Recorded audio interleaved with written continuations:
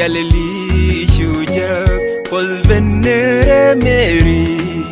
malejin nyami shapus te kunyal kelkeji te shiro lojpin shi shangla nyam selom biye ingwa ire robin kaji kabibom kozindini janji kum bigat ko shang reidu bi hai xieng ko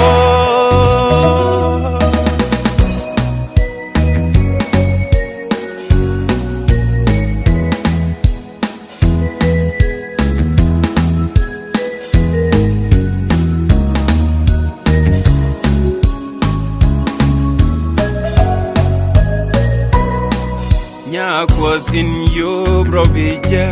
kolben hanereji malejin nyami shapus te kunyal kelkeji ke shiro lojvin chi shangla nyam selom biye ingwa ire robin kaji kabibom kozindini janji bigat ko shang reidu bi hai xieng ko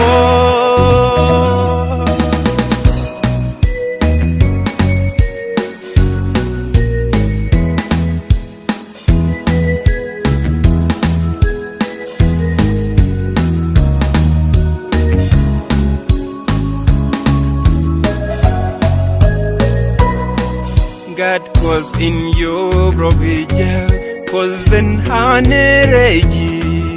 malejin wed mi shafus te kunyal kelkeji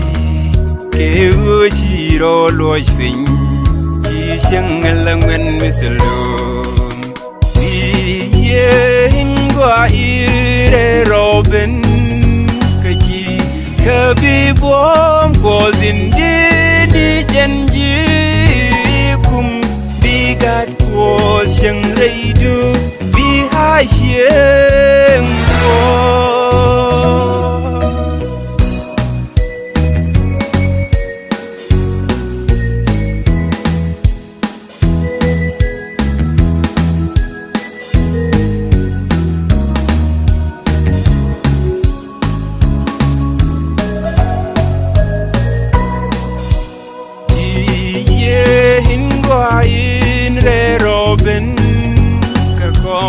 kabibom kozindini jen kon kum